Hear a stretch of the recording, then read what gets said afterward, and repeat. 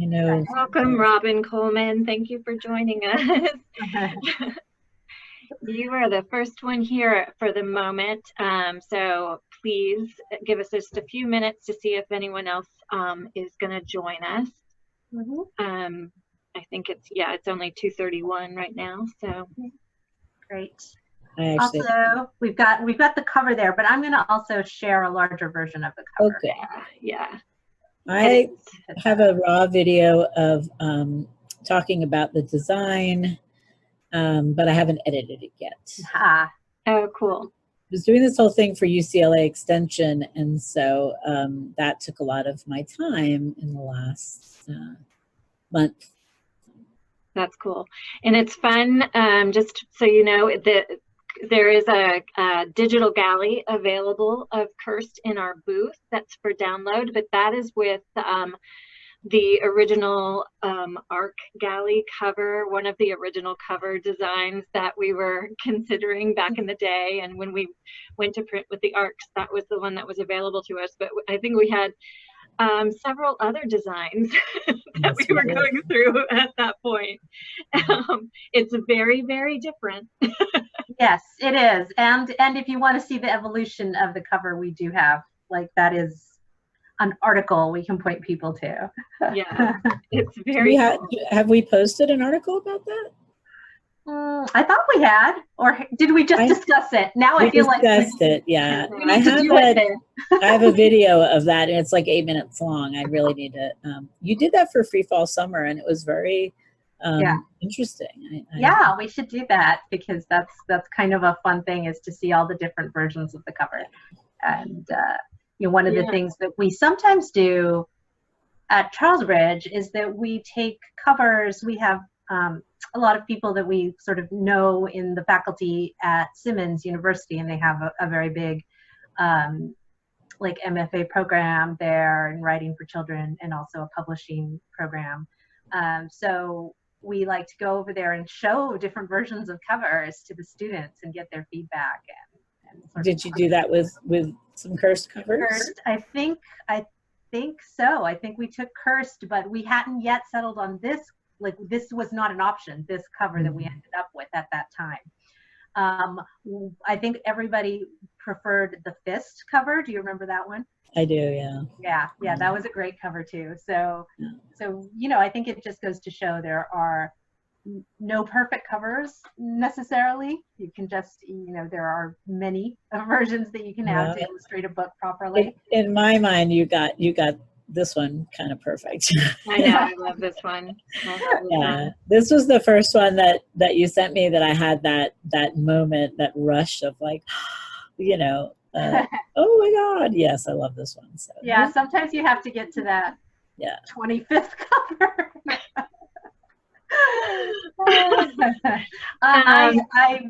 It's not the worst story I've heard. I've heard 40 versions of a cover before. Oh yeah.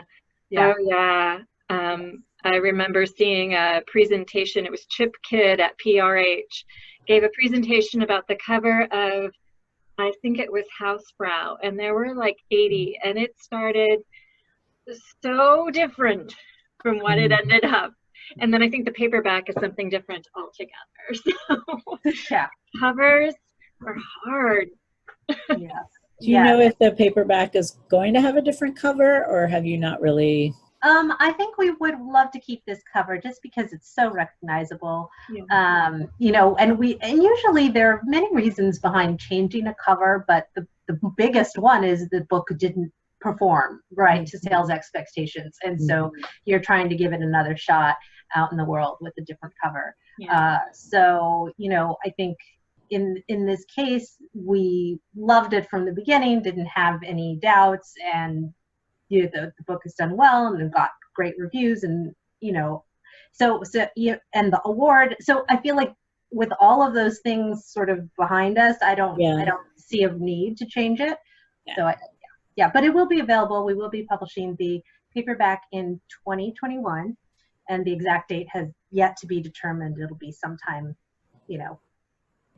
summer, fall, so that time. Okay. Oh, okay. Yeah. For some reason, I had a February date in my head, but maybe that was before the award. I thought it was October this year, and then we pushed it. So.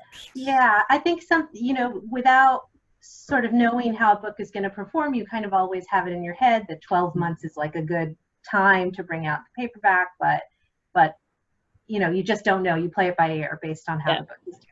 So there you go. I'm going to let you guys continue talking, but I just want to point out to our visitors that if you hover over your video screen, you will see a little sort of speech bubble that says chat. You can open up your chat screen, and please feel free to ask any questions, make any comments, and we'll be glad to answer them. I'm gonna stop the share just because that takes up a lot of screen space. So we'll put it back up at the end. Okay, so Karol, it's just you and me. I guess I'd like to just sort of ask you to describe the book in your own words quickly. And then right, exactly. I think a lot of people have read it by now. But it's always lovely to get the author's take. And then sort of I'd like to know how this book came to be. I think that's one of the biggest questions people have. Okay, well, hi, the people that have joined us. I'm really thrilled that you're here, and it's nice to see you as well, Monica. So my book, Cursed, is a contemporary realistic YA, even though the title, may mislead you to think that it's paranormal, but it is not. And it's loosely drawn from my own experiences of being diagnosed with a really painful, awful chronic illness as a young teen. So it's about Ricky Bloom, and she is newly diagnosed with the same chronic illness and seriously pissed off about it. I like to say that it's funny, frank, and full of F-bombs, my book. And her coping mechanisms at the beginning of the book is just cutting a lot of school and cursing, just she's mad at the world. Her truancy is discovered, and she's forced to return back to this awful school, and she struggles to make sure that she doesn't have to repeat 9th grade. So it's really her journey in that first year of diagnosis, which is particularly challenging, and she's got all the stuff that other young teens deal with, and then she's got this other thing, this giant weight on her of this chronic illness with a lot of pain and a miserable doctor, and she's still smarting from her parents' divorce. So she just takes a journey from anger to a little bit of grace, but no miracle cures, and it's not rainbows and unicorns at the end, but it's hopeful. So would you say that's pretty good. That's pretty general. Yes. Yeah. And how the book came about, and I've talked about this a lot in interviews, but way back in the 90s when I was a struggling screenwriter, I had a mentor, Holly Goldberg Sloan, who was a wonderful screenwriter and director back then. And we met and got to know each other, and I told her about my diagnosis, and she said, wow, that's really interesting, you should write about it. And I had slight resistance. I kind of didn't want to be the disabled writer writing about disability. Guess what I am now, but that's fine. But I also wanted to find a way to tell the story that was authentic to my experience. I was not inspirational. I did not have a whole lot of grace. I didn't have a whole lot of support around me. And I knew that there were probably kids out there whose experiences were similar to mine, whether they were dealing with an illness or some other really big, challenging, awful circumstance in their life. And I really wanted to tell it in a way that gave kids permission to be angry, and gave kids permission to even feel a little sorry for themselves. And I would never advocate, getting into anger and self-pity and staying there for the rest of your lives. But I really and truly believe that it is an appropriate human reaction to a situation like what my kid Ricky's going through, and what other, a lot of kids are going through a lot of stress right now and new normals and that kind of thing. So it took me a while to find the entry, which is weird because it's based on my own experience. But I was in a little writing workshop and did an exercise, and writing exercise where you free wrote as yourself at a certain age. And I picked the age I was when I was diagnosed, and just out came this angry, snarky, voice. And I knew that was my girl. That was my way into the novel. And then many, many, many years of working and struggling and trying to get the story right. Later, I had a draft that my agent sent out, and Monica, in her brilliance, saw a book in that angry, messy, funny manuscript. Now, well, I have to say that the thing that leapt off the page for me was that voice, Ricky's voice, and just how authentic it felt. And I do usually sort of trust my instincts, but, I also love to get other people's opinions. And I had, I don't know if I've ever said this to you, Carol. I had an intern at the time who was doing reading for me mostly and writing readers' reports. And I gave it to her for another opinion.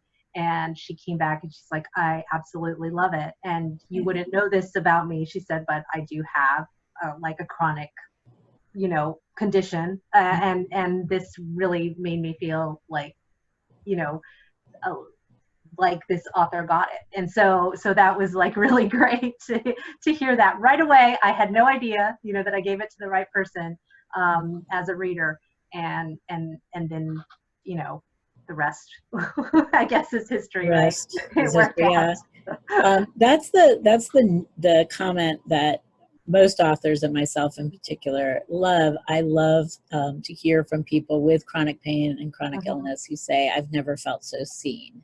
Yeah. So sometimes it's an adult, reading it and remembering what it was like when they were younger. And sometimes it's a kid who's just like, I've never felt so seen. And there was one kid in particular who had multiple disabilities. And the thing that she loved was that Ricky had permission to be angry.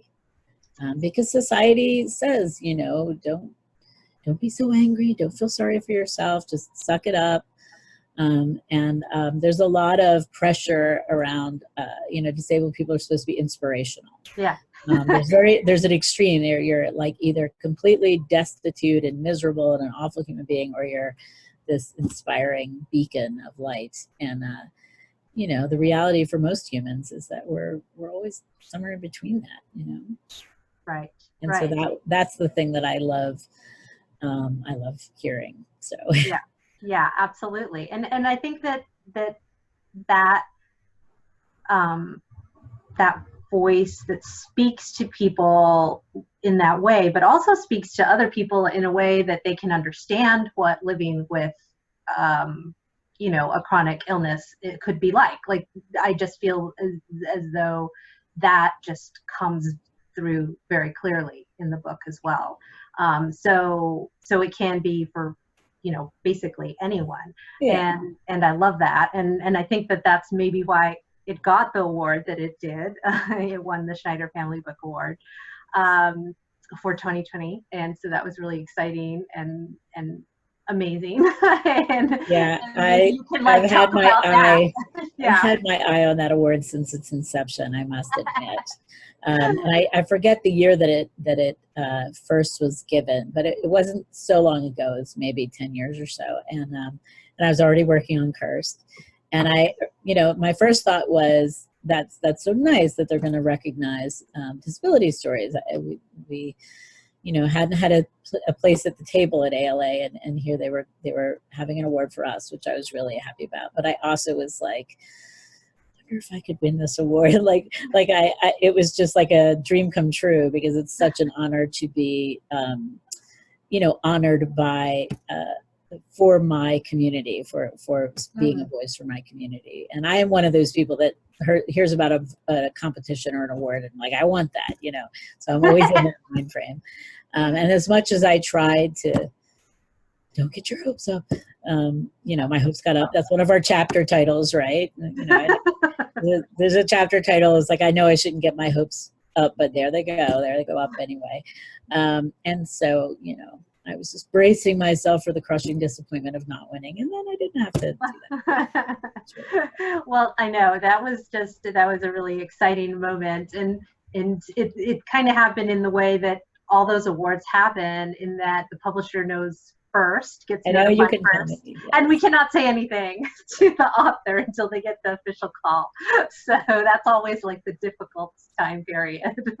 Yeah. So, but it's definitely, I feel like that, well deserved, and hopefully we'll get the book into the hands of the people who really, really need it.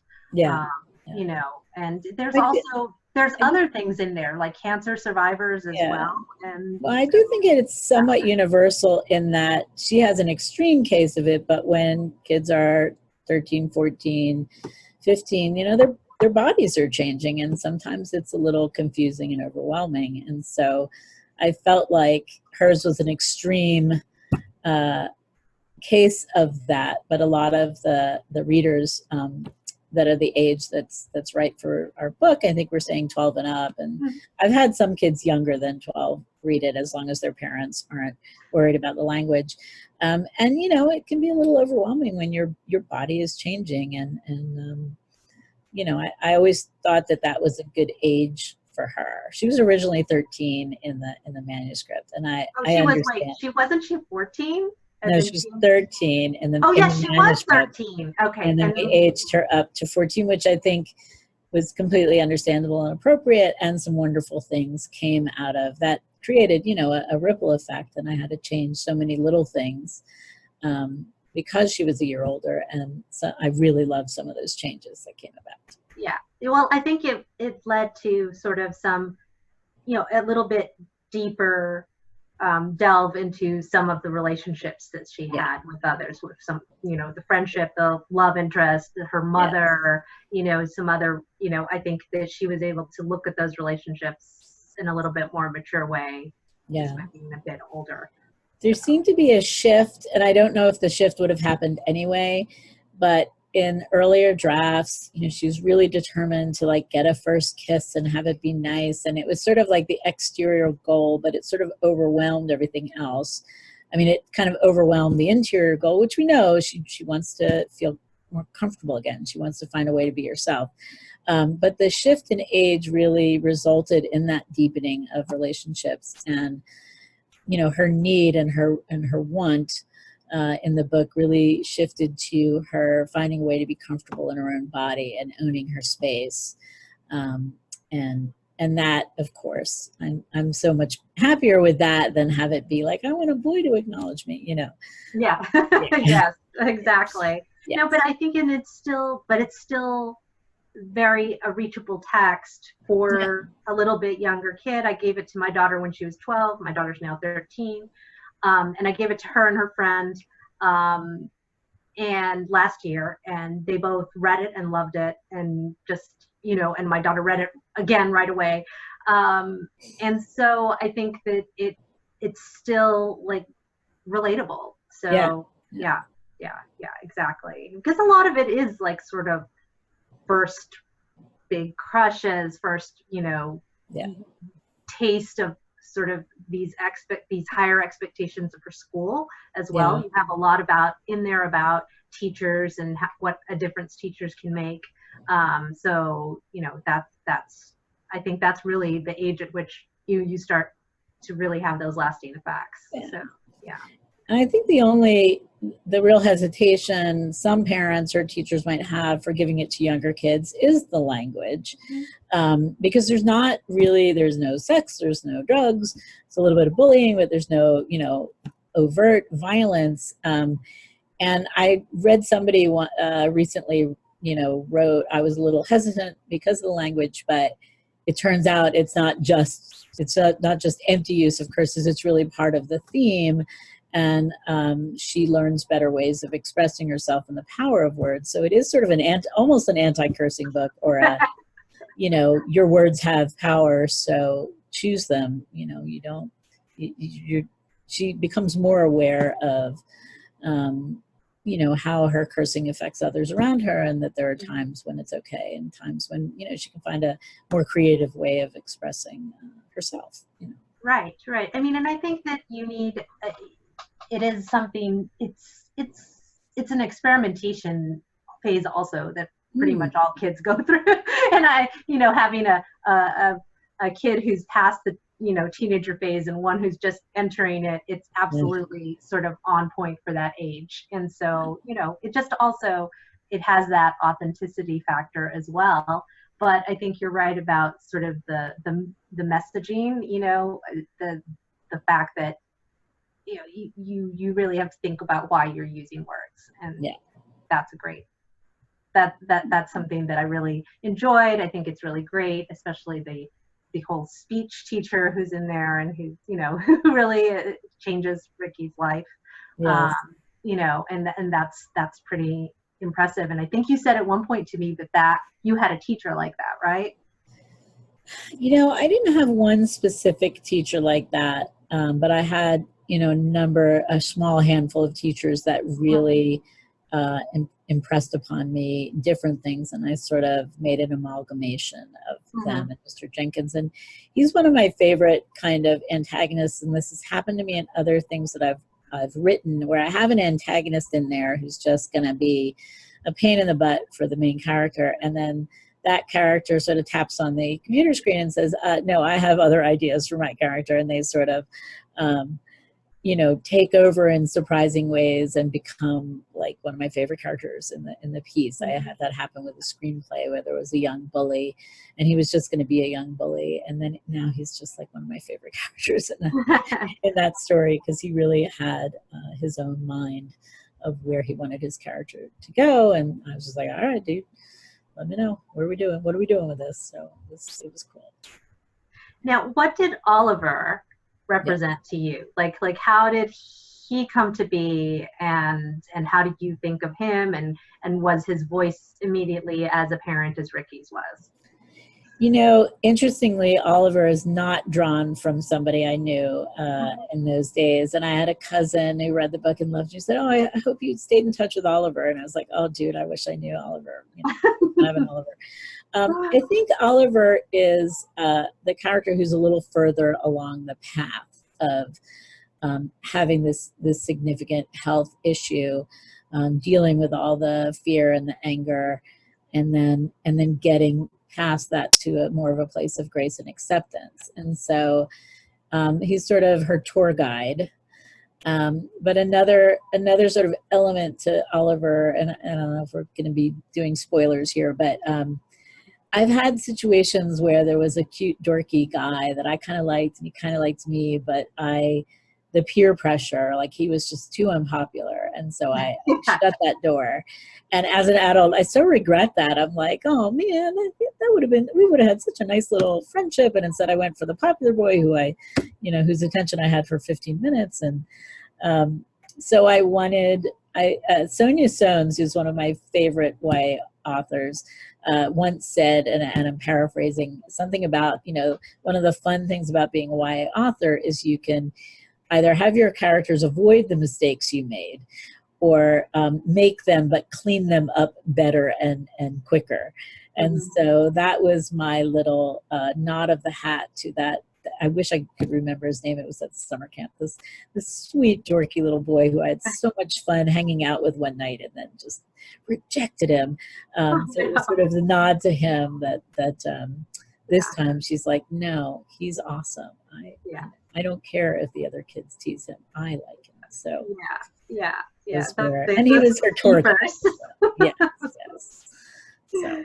Yeah, exactly. I remember one of my friends once said to me, she said that, and I think she had teenagers and I didn't yet, and she told me, you don't want your kids to hang out with the popular kids. Yeah, like, you don't want that at all. You want them to hang out with the nerds and the alternative types, and like anyone else basically. So it's like, it's absolutely like true to some extent, is that you just you've got to sort of see beyond what other people see and just make your own decisions. That's pretty cool. And so I always loved him as a character. He's one of my favorite characters in the book. Well, and when she's hanging out with her crush Julio and Lex, and they're the cool kids, there's so much pressure of in her head about, oh, how am I sitting? What did I say something stupid? There's so much work to be around kids who you feel are kind of cool and popular. And I think she learns later, oh, they've got their stuff just like everybody else does. And she learns that about the Center City Barbies. But when she's around Oliver, she can just relax and be herself and, be goofy and be sad and, whatever it is. And so it's just so effortless. I had someone recently, there was an OT who read my book recently, and she also has arthritis, and she wants to interview me on her podcast, but she loved that refrain of the effortless when she's watching other people just move, and it's so effortless, and it's such a revelation, because now, it used to be that way for her, and now most things require such an effort. It's like, man, such a phenomenon, this effortless movement that other people have. So, when she's around Oliver, it was effortless, and that was yeah, that's true. I have to say, and I have to say, like, all these like sort of little terms that you you used over the course of the book. I mean, they're just hilarious, like the disaster formerly known as my parents, and the sofa bed from hell, and and all these other lovely terms you've coined. Rickyisms, I think they are, right? Yes, there you go. And so that was something that also stood out to me, was the way you played with language, and it just always was very humorous. And I wonder, is that something you feel you work at, or does that just come out the way it comes out? Well, I remember early on when I was writing, I was taking a class, and the teacher was like, she liked a lot of what I was doing, but she said, your character is angry, and you have to be careful about having her be too unlikable. And there are wonderful unlikable characters that are very successful in books, but she said, you have some humor in here. I would temper it with as much humor as you can. And so I had an active eye toward that, but I am a funny like, I joke all the time, and I have a particular that humor that she has, that sort of snarky, self-deprecating sarcasm. Like, that's my wheelhouse in terms of humor. And I really love when people mention that the book is funny, because I definitely, it was definitely my intent to have as much humor in it, almost as much as the drama. Yeah. So yeah, and that's really my voice. That's my humor. Yeah. Just starting a new novel, the very, very, very, very beginnings of it, and it has that similar snarky voice to it. So. Oh, this makes me excited. Yeah. Well, one of my problems is I think I might be writing two different stories, so I may have to separate them out. But, well, really even better, 2 more books. Yeah. So that's exciting. So what is your writing routine, if you have one? I am an undisciplined writer, I hate to say.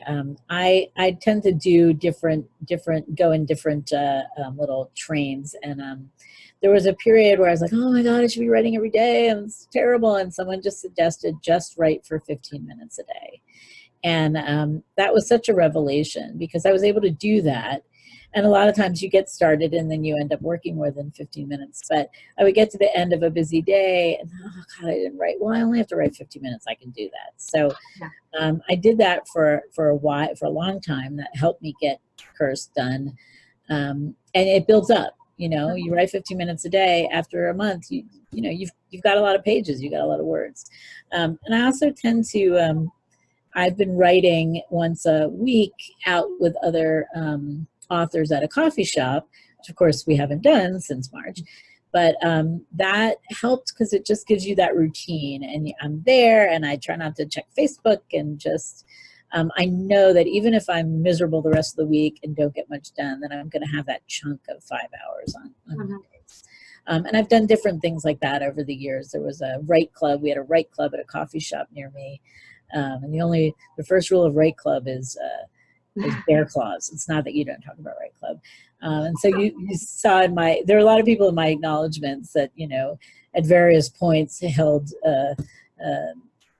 metaphoric guns to my head to make me finish the book. And my friend Jeff Cox was one of those, who's my writing cop. Because I love deadlines. So, so I enter a lot of contests and stuff like that because it gives me that deadline. So yeah, that's I think that is what you hear from a lot of authors, is they have to have that community, and so it's great that you have that, and you'll have that eventually again. Have you tried any virtual meetups yet? My authors group from Monday, we meet on Mondays at noon just to kind of check in and see how we're doing.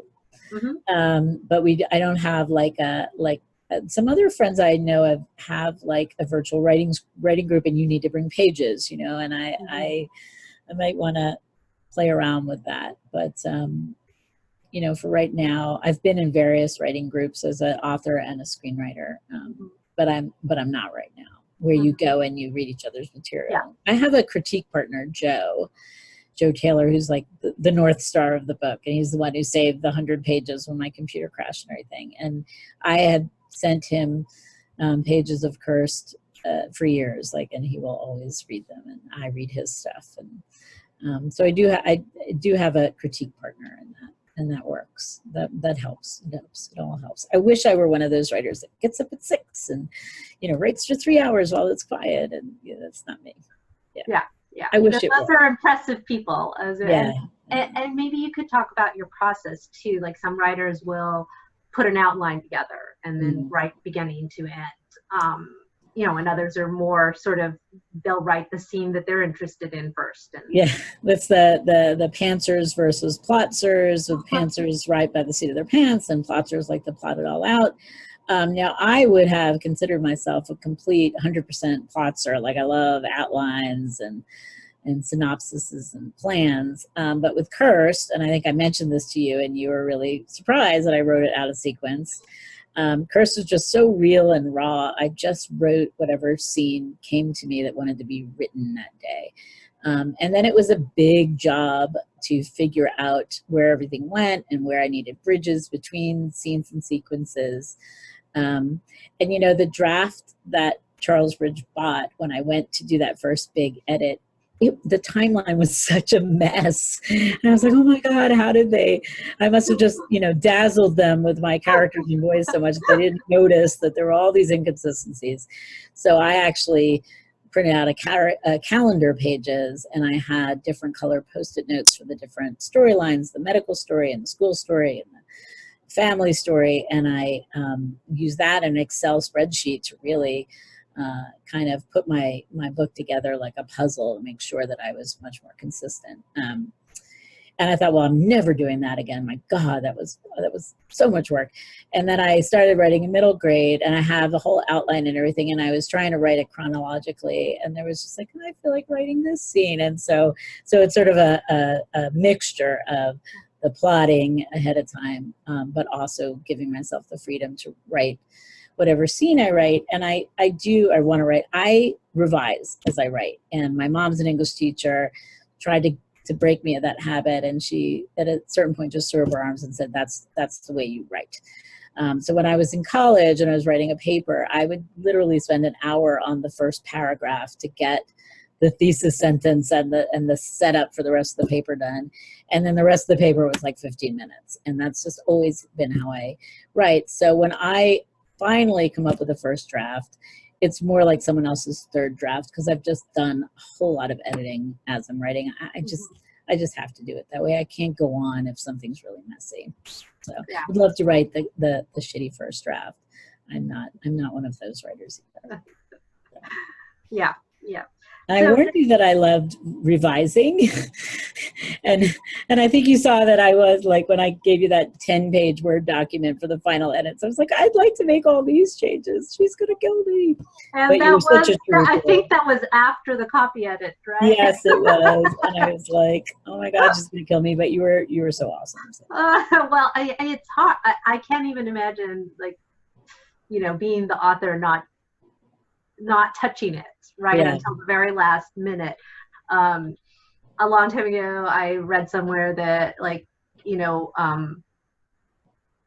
Bill Clinton was always changing his speeches right until like he walked out on the stage, like Wow. always, like, Yeah. you know, doing them. And I never understood that until I started presenting books. You know, editors do a lot of presentations to the sales force who goes out and sells the books, and I do the same thing. It's just, you know, I have my draft the day before, I'm all good, I've read it through, and then like right before I'm switching things around, and it's I don't know, I think it's human nature, right? And you keep thinking, I can make it even better. And so I understand that inclination. I think you did make it better until the very last possible moment. We tried to do that. I had to pry it out of my hands. Yes. Right, exactly. And if anyone does get their hands on an ARC, there are a fair number of changes between the ARC and the final book. So I would kind of just put that out there and warn people a little bit about that.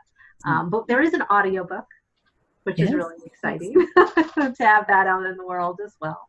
Which I listened to about half of it. I need to get back to, but it is really weird hearing something in your head for a decade and then suddenly hearing somebody else read it. It's a little like, sometimes I'm like, oh, this is so cool, and sometimes I'm like, oh my God, that's not the way it sounds. But it's I've heard from others that it's really well done. It's as hard as the author. I know some authors can't listen to their audiobooks. Right. I mean, I think some actors don't even watch their films, right? So it's one of those things that it's hard because you're really close to it. But I think that it's also nice to get other interpretations out there in the world.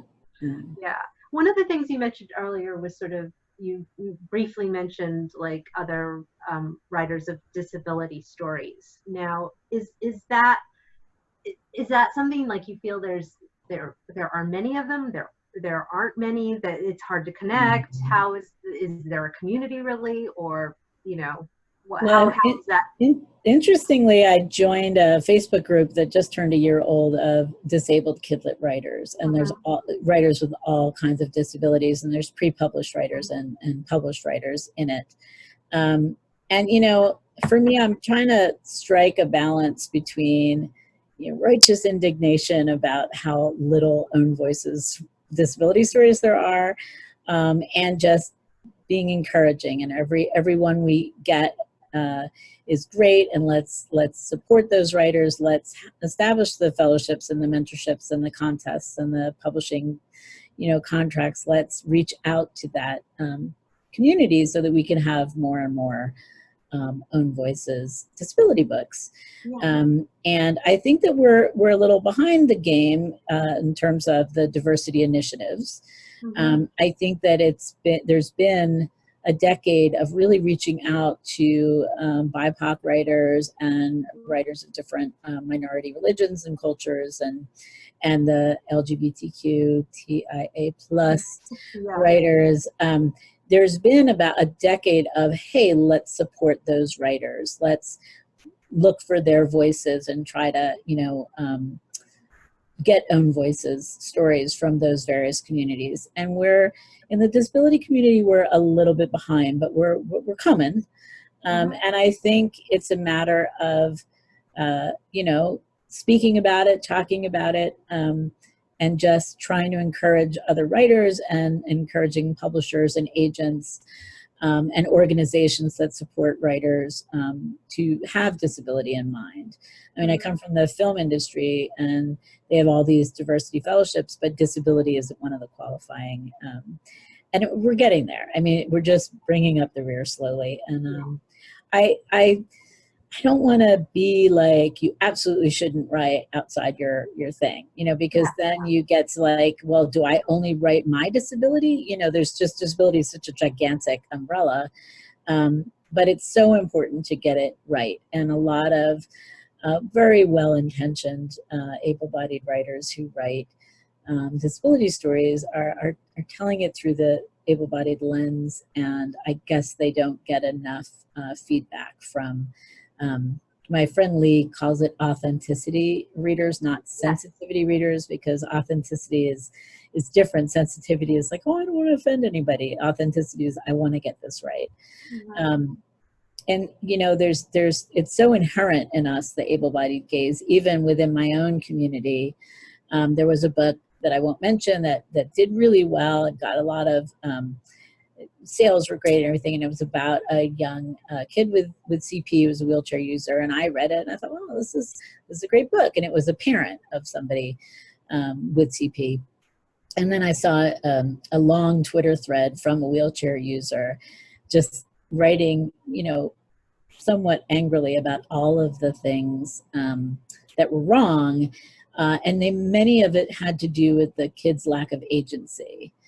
And I am not a wheelchair user. I use a mobility scooter for like big conferences and stuff like that, but I'm not a full-time wheelchair user. And that stuff went over my head or under my head or whatever, because it wasn't my experience. And so it's impossible to get everything right all the time and offend zero people.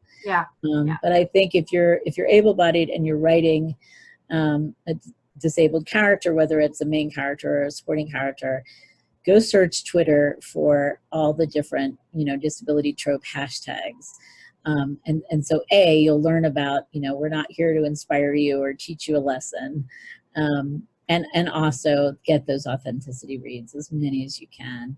And then do the best that you can and let go of the fact that some people are not going to think you did okay. So, Yeah, exactly. I think that, that's something as publishers we're very careful about, and we do try to get as many authenticity readers as we can on a project, and sometimes that means, I just recently did a book where we had to get 3 different authenticity readers because we had so many characters of different sort of ethnicities. Exactly. And so it was a little bit of a process, and it's something that's very important, and you have to sort of build that time in.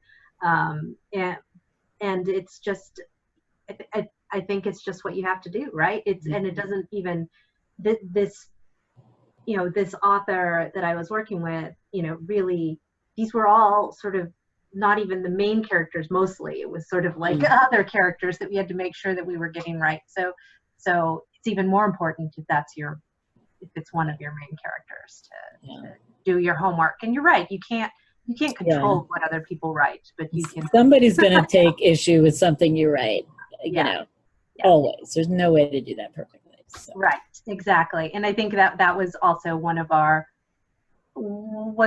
concerns with the book early on, and it's a little bit why we have our lovely tagline on the front, because we do want to sort of be very upfront with readers about what you're going to get here. Yes, you're going to get some foul language, but it's for a reason. And you're also not going to get a paranormal story. That was one of the tricks. I was so glad you didn't ask me to change the title, because with me, titles either come immediately or they're impossible. And Cursed has always been the title, but it does, if the cover wasn't right and didn't have the reading line, you might think it's about witches or some sort of paranormal. Right, so. Absolutely. And I feel as though there was another book that came out the same year that wasn't. It was There's a Netflix series based on that book now, and so Yeah, exactly. But I feel like, this is to our benefit. Yeah. The more Cursed is out in the world, the better. Yes. So that's good. Well, I see we're kind of let's see. We have a little bit more time, and this is good. We have a question. I was going to ask for questions before we have to wrap up. So this is regards from the Philly suburbs. Where did Karol live? In Philadelphia. Yay. Philly in the house. I saw some of the images of Lincoln Drive flooded over yesterday. Wow. It was really something, the flooding yesterday from the hurricane. So it was just a shout out from Philly, not a question. No, I think it was where. Where am I from? I started on West Mount Airy, which is sort of where all the hippies and flower children settled to have their children. So I grew up in a very diverse, very lovely little neighborhood, and spent a lot of time in Center City, Philly with my dad, off and on, which is where the book mostly takes place. And lived Germantown, Overbrook Park, and now when I go visit my mom, she's living in Chestnut Hill right now. So it's mostly the northwest areas of Philly, and then some Center City. And logged a lot of hours in Center City. a lot of time on the Chestnut Hill local, going back and forth between my dad's and mom's, neighborhoods. I think that does come through in the book. The setting is very much a part of the book as well. And it's interesting to me how you incorporated some things like that where you grew up into the book, and yet Ricky isn't you entirely, right? So yeah, I have to always remind my family. Yes. Yeah, because I guess you make some observations about your family. Yeah, the parents are not that much like my parents, other than the dad being a dentist, and my dad is retired now, but he was a dentist. And somebody asked me, "Oh, did you have perfect teeth?" And I was like, "No, that was a fiction area. That was my oldest sister had the perfect teeth." Oh, there you go. A girl it's fantasy. I can, it's fiction. I get to make it up. Right, exactly. Let's see. Oh, can you read the comments too, Carol? Can you see them? The chat? Yes. Let me see. I will read aloud. This is from Michelle. I'm thankful that Karol wrote this book. I'm so looking forward to reading it. I suffered with an undiagnosed chronic pain fatigue condition until I was a young adult. Books like this will help young people, diagnosed or not, and also help them advocate for their health if they feel something is wrong. I was really lucky. I was diagnosed really quickly. And I don't know if we just lucked into the right doctor, or being, Philly has a pretty big medical community, but I have so many friends who were eventually diagnosed, but it took them years. I think that's a really key point, is that there could be things going on that that are undiagnosed for a lot of readers, right? And there's no answers, or they're just not able to get the help that they need at that moment. So that's kind of just, again, we come back to just being acknowledged, is important, right? So I think that the book does that as well. One of the things in the book that I might try to veer away from a little bit in a subsequent book is it is very middle class. So she does not have the additional issue of, can her parents afford the medication? Does she have access to great doctors?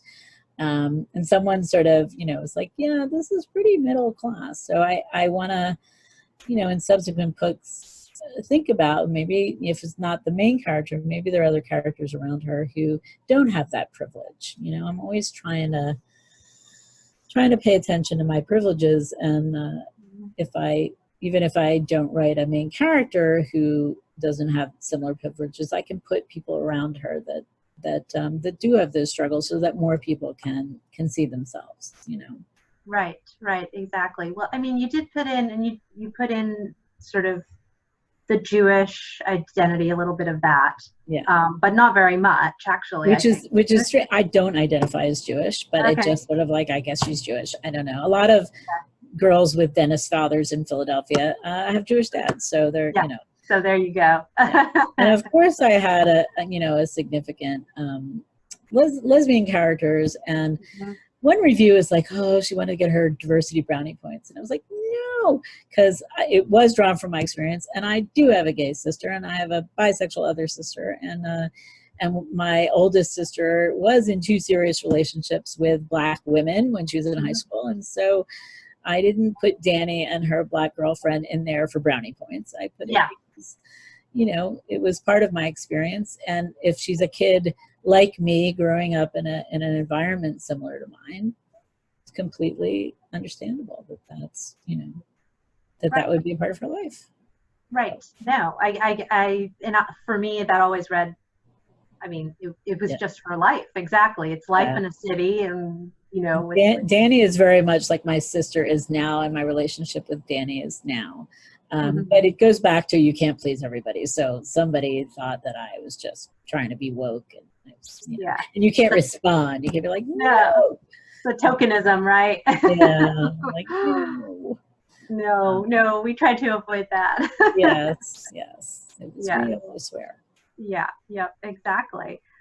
So let's see, do we have any other questions at the moment? Let's see, I don't think so, just checking.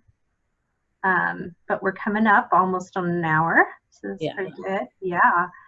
Is there anything else you'd like to share with our participants today, Carol? We talked a little bit before really people came about the design of the book. And so I'd love to just, I'm making a little video. I have some author videos that are on Charles Bridges' site, and they're on my website, KarolRuthSilverstein.com. And my experience of the design of the book, I'm just so blown away with how beautiful the book looks. And Joyce White was the designer, and there's a printed case. So if you get the book, take the jacket off and look at the actual physical book underneath. It's really amazing. And I share with other, new writers, like who have their debut coming up, or pre-published writers, that I consider myself extremely lucky because you and Charles Ridge were so open to my ideas. And it just so happened that, I said, hey, have we thought about maybe using the visual pain scale? I remember you weren't really familiar with it, and I Googled some images to you. And then after many, many different iterations, voila, that's what we have on the cover. And I just love the cover. It's so distinctive. And then you let me know we want to have a reading line so that we can kind of orient the potential readers to the content, and, a little warning about the cursing, and that it's not paranormal, it's like a medical thing. And you said, if you have any ideas, let me know. And I was either driving or showering, which is when I get my ideas. And I thought about including a warning line like you get on a prescription, which also, is something that we have a little scene about in the book. And I pitched you a few, and you're like, I love these. And you used one verbatim. And then the printed case is this really cool design with very light text, and it's text from my first chapter. So I felt so honored as a debut novelist that A, you were so open to my ideas, and that B, as it turns out, most of them were taken. And so this book, even though as a author, especially debuts, sometimes you have very little say in the cover. And even if it's a cover you love, it was designed, it wasn't your concept or any of that, and you're like, oh, this is great.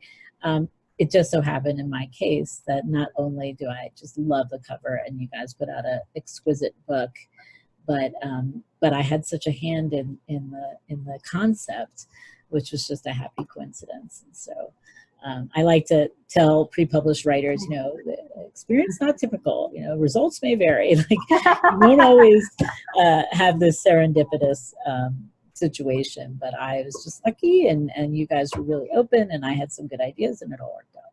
So no, it did all work out, and I do have to say that sometimes, that this is sort of the advantage of an independent publishing house. Yes. You do get a little bit, more attention, and with a smaller list, just makes sense. Some of the larger publishing houses, every list published 200 to 300 books. It's just how it's hard to stand out and get the attention that you need. But also, I just think that if you are communicating with the author throughout the whole process, you're just going to come up with a better product, right? You're just going to come out with the best thing that you could possibly put out there. So if you're lucky enough to work for a house that you have the time to do that, that's wonderful. I don't think that it's that most editors wouldn't want to do that or work well, way with authors. It's just they may just not have the luxury to do. Right, exactly. I think so. Yeah.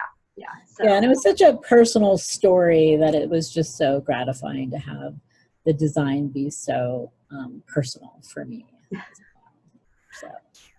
Well, it was very helpful to us as well, and I have to say it was a good process, and I never felt any feedback on covers that you didn't like. I never really got. It's like there was you were very politic. It's great. yeah. I didn't want to make myself a pain in the butt, but the art cover, I was like, okay, so you don't love your cover, but it's cool, and a lot of people like it, and it's breathe. It's okay. They kind of know what they're doing, and they theoretically they know a little more about sales and marketing than you do. So just it's all right. It's okay. You don't love your cover. It's all right. I have a book coming out, and then the last one I was like, no, I love my cover. Yay! So, Yeah, we kept working on it. I think that's just a reality also of sales needs, is that sometimes we have to go with what we have at that moment, and we'll keep just working. shout out to Joyce. I mean, it's such, even like the choice of the Husker Du font, which is so perfect for the title. I just my hat's off to her. Which I know she's no longer with Charles Bridge now, but no, but I will convey that to her because we are good friends and we've worked together at other places. So I have gushed to her on Twitter. We've there you go. I mean, I think that's the magic of bookmaking is that sometimes you find the right team, right? And it really is everybody all together pitching in to make it happen. So. And also shout out to my agent, because Curse was not an easy book to sell, and I lost hope way before she did, and she said, we have to get this published. This book has to be out there, and she did it. It's amazing. Yeah, so I think that's great. I mentioned Jen Linan is my agent. Yes. Who is close to submissions right now because in addition to the pandemic, she just had a baby, her first baby, so she's lots to deal with. Probably a little overwhelmed with a lot. She's still, doing agenting for her clients, but she's got the pandemic and he's maybe about 6 months. Very cute. Yeah. No. Yes. So that was, I guess you said Jen Linan. Jen Linan, yeah. Yeah. Just in case people are looking. She's got a lot of, diverse authors and author illustrators and stuff. So she's got a big commitment to diversity, which I really like. Yeah. No, that's great. And I think that we're all sort of, we've touched on this a lot, really looking to diversify our lists and include voices that we don't generally hear from. And, I think I absolutely agree with you that there have been other groups that sort of have gotten attention lately more so than the disability community. And so I think that is something that we all need to work on. Yeah, and you had said that you hadn't seen a lot of physical disability in YA. There's a good bit of neurodiversity represented. And that's great. It's like, it's not pie. I mean, it's sort of pie because publishers can only publish so many books per year. But I wouldn't say, we should, let's not pay attention to neurodiversity and pay attention to physical disability. Let's pay attention to it all. But there have been quite a number of books and more own voices from neurodivergent authors writing about, OCD or autism spectrum characters. Bipolar disorder. I mean, So that's awesome too. Yeah. And let's have some own voices, physical disability as well. Right. It is something you don't see a lot of unless you're talking about illnesses, and we've seen a lot of cancer books, for example. Right. And that is something that you do see, but I think it's still different. I think, that is something also necessary, but nice point of difference for us. Hi, Donna. Hi, everyone. I just sent out a notice a minute or two ago that we're running out of time, but if you do have any other questions, we have another minute or two, so please feel free to ask us. And just to let you know that you can indeed download copies of Cursed, digital copies of Cursed from our booth, and we do have a discussion guide that goes along with that, so please visit the booth and get copies of books. And thanks for joining us today. There's also a card game that a librarian developed based on Cursed, and it's available on my website. I should send the kind of cleaned up copy to you guys so you can put it on Charles Bridge's website as well. But a librarian developed it, and it's kind of fun. Absolutely, that would be great. That's awesome. And your website, Carol, just tell us. KarolRuthSilverstein.com. It took a long time to come up with that snappy web address. It was suggested to me that I not get cute. Yeah. Want people to be able to find you. So You do. Exactly.